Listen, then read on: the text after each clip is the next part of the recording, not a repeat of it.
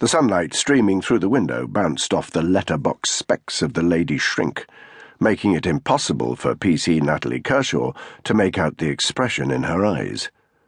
Kershaw picked at a loose thread that had escaped the inside seam of her jacket sleeve. "Because I shot a paranoid schizophrenic who was about to disembowel me on Leytonstone High Street." The shrink didn't respond, but as Kershaw was already learning, Pamela, or was it Paula, had the disconcerting ability to fill even her silences with meaning. She risked a sideways glance at the wall clock, barely 20 minutes into her first session of psych assessment, and already she felt like chewing her own arm off. In the 11 months since she'd shot Kyle Fenner, every tiny detail of her actions on that day had already been picked apart, first by internal investigators, then by counsel at the inquest, and now she had to go through it all over again. She swallowed a sigh, hearing her old sarge and confidant, D.S. Streaky Bacon, telling her to play the game and get it over with, so she could get back to operational duties.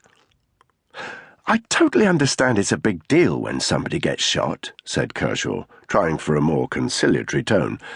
"But like I told everyone from the start, when I pulled the trigger, I honestly believed there was an immediate threat to my life."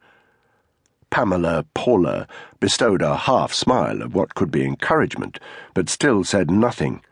Christ on a bike.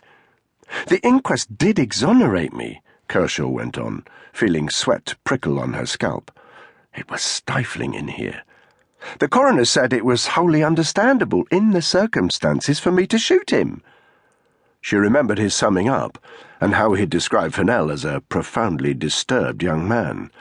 He'd gone on to remind the jury what Fennell had ingested that day, in the hours leading up to his fateful realization that the staff at Leytonstone Mackie D's were secret members of a cult bent on eliminating the citizens of E11, presumably by poisoning their chicken McNuggets.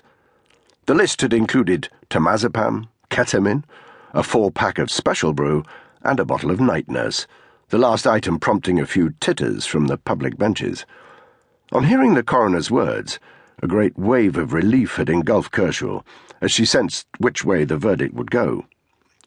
When she'd watched the TV coverage of the inquest at home that night, well on her way through the evening's first bottle of red wine, it had stirred more complex emotions. The family's solicitor, all sharp suit and professional outrage, did most of the talking on the court steps after the verdict, but it was the figure standing alongside him whom Kershaw's eyes kept being drawn back to, Fennell's mum. Tanya Fennell was a shapeless lump of a woman in a shabby fake fur jacket with badly dyed red hair.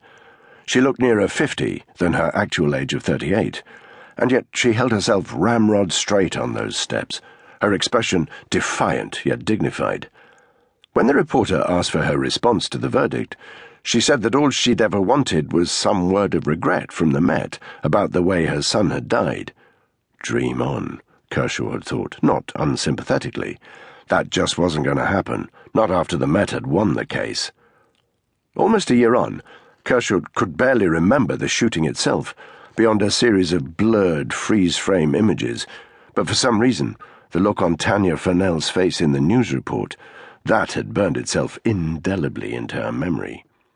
She pulled at the errant thread on her sleeve again, before snapping it clean off. "Are you sure you